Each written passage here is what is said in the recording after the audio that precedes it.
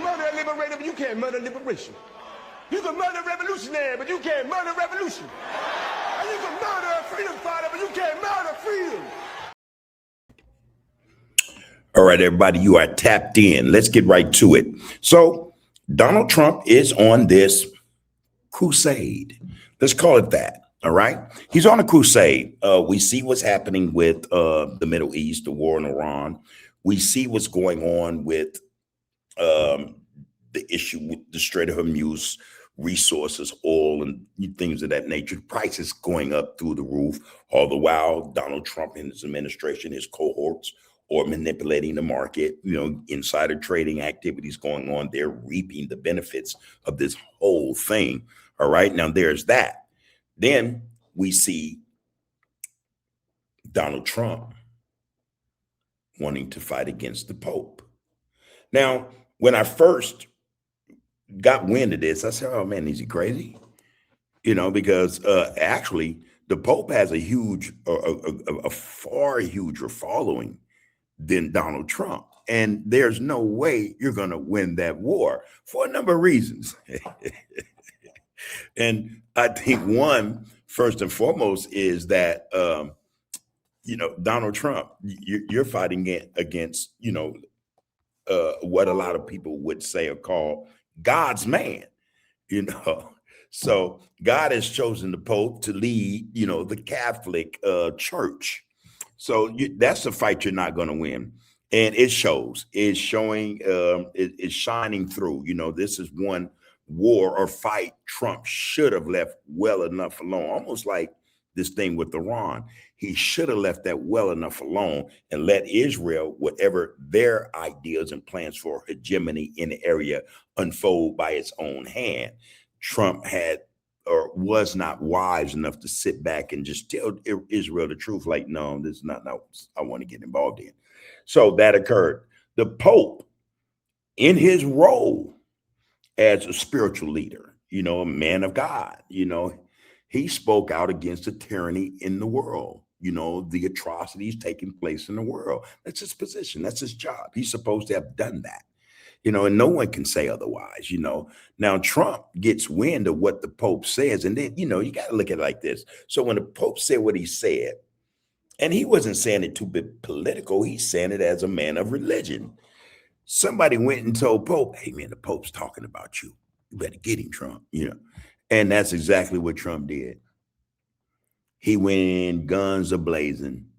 He didn't stop to think that, hey, wait, this is the Pope. Let me at least hear him out. Let me just take a back seat. Let me fall back. Let me not be so reactionary, Rather than do that, Trump does what Trump do. He shoots off at the mouth with no thoughts in terms of consequences or how what he says will affect the wrong people at the right time. All right, let's put it like that. I have a clip for you guys. I want to bring this clip in, and this clip is Pope Leo XIV speaking on the papal plane about this whole incident, and he's going to make clear, his view of the situation. All right.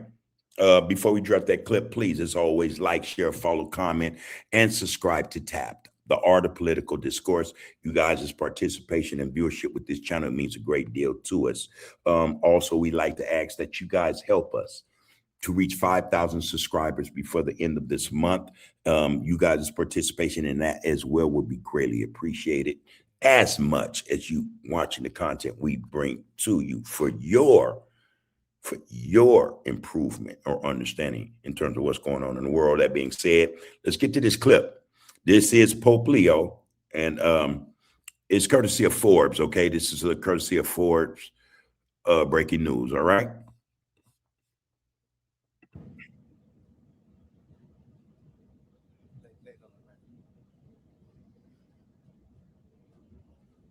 Buongiorno, bonjour. Good morning, everyone. Good afternoon already. I hope you had a good time in Cameroon. And as you know, of course, we're on our way now to Angola. On the one hand, the visit in Cameroon was very significant because it in many ways represents the heart of Africa. many different ways, both English speaking and French speaking, around 250 local languages, ethnias.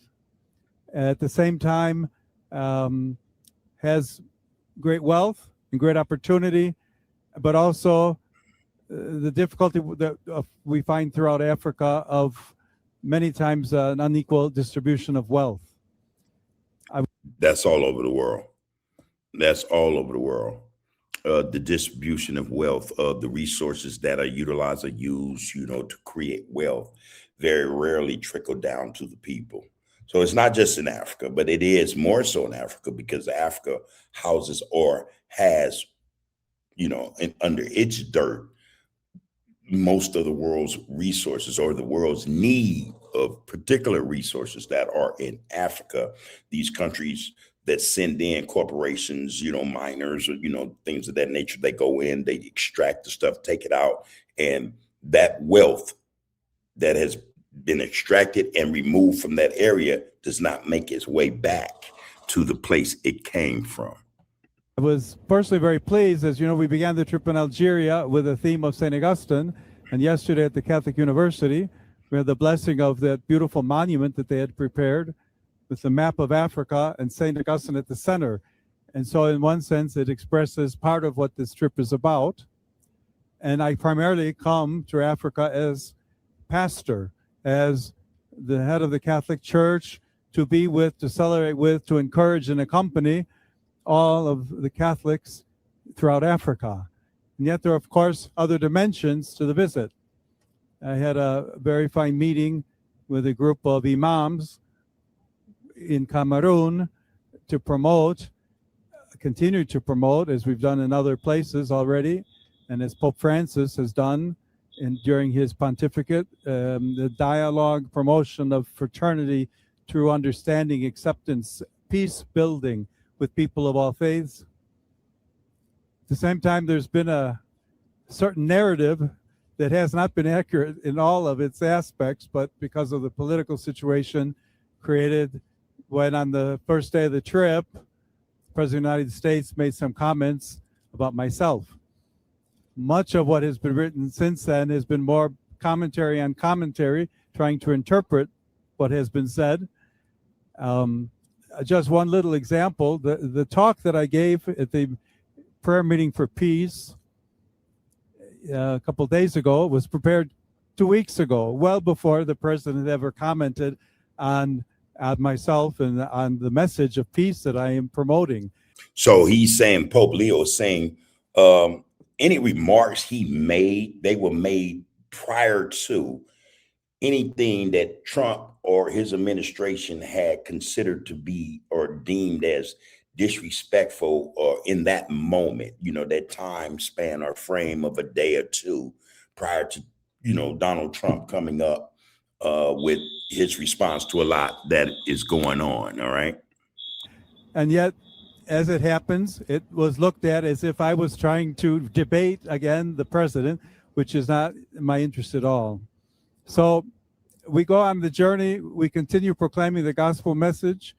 The texts of the gospel we've been using through the liturgies give a number of different fantastic, beautiful aspects of what it's about to be Christian, of what it's about to follow Christ, of what it's about to promote fraternity and brotherhood, trusting in the Lord, but also looking for ways to promote justice in our world, promote peace in our world. So with that note, I'm very happy to greet all of you and thank you for the work that you're doing, and hope that the Lord will continue to bless all of us on this trip. Thank you very much. Okay, that was that from Pope Leo. Now, what I have, excuse the alarm you hear in the background. They're doing some alarm testing in the building. Okay, so forgive us for that. We have no control over that. So we have also another clip, and this clip, it does pertain to what we see taking place between Donald Trump and the Pope. Trump wanting to, it's Trump's mentality to go to war with anybody who does not agree with his actions or his policies, especially those of his administration.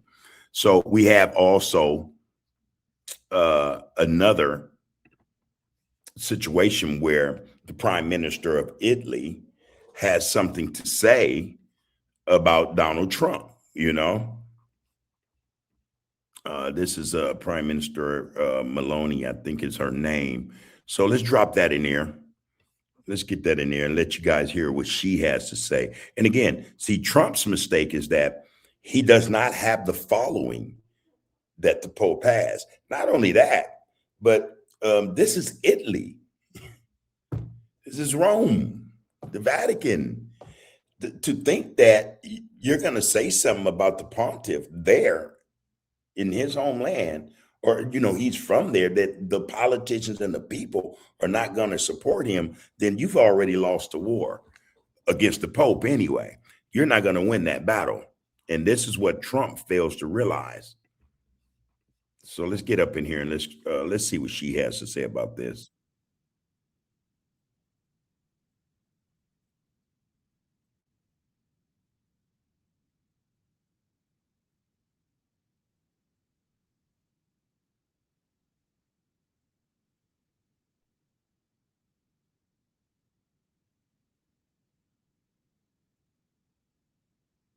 That's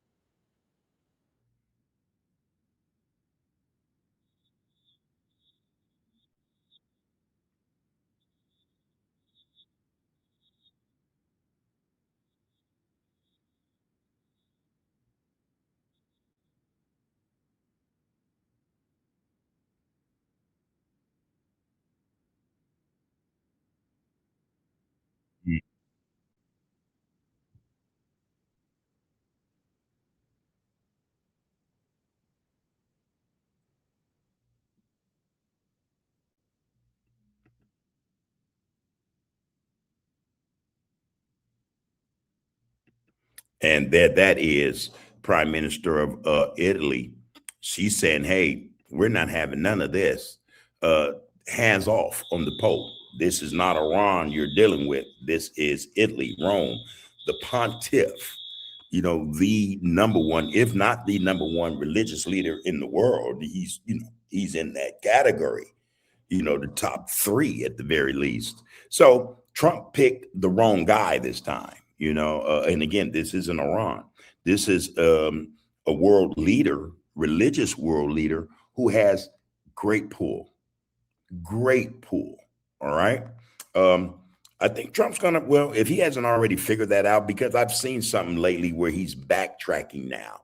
He said, "Hey, man, I have a right to have my opinion. I didn't mean anything disrespectful." Yeah, you see that what you said was not received well from, oh my gosh, how many millions, hundreds of millions of Catholics are there? And this would not only damage relationships between the United States and Italy, but it would also damage relationship with Catholics, those Catholics who might have supported the Republican Party, might have supported MAGA, might have supported Donald Trump himself. This is what we see in terms of the effect of Trump's actions, is what we see in people responding to this situation. They are not in agreement with, first off, a lot of people do not or does not agree with the Iran war. The excuse for it is flimsy. Most people say that out in the open. Now, that being said, they sure are not going to agree with your attack upon Pope Leo the 14th, and that shows every day. So this is another fracture Donald Trump has caused in the world of politics, and in terms of allies and so-called friends. He's really destroyed a lot of foundations that were built long before his time. That being said, hey, let's see what comes up next. I think Pope Leo is way above Donald Trump's grade, just in terms of the type of guy he is, what he represents, and the type of guy and what Trump and who Trump represents. Okay, so that's it for us. Tell us what you think in the comments. Okay, please like, share, follow, comment, and subscribe to Tapped. You are tapped in. Have a great evening, everyone. You can murder a liberator, but you can't murder liberation. You can murder a revolutionary, but you can't murder revolution. And you can murder a freedom fighter, but you can't murder freedom.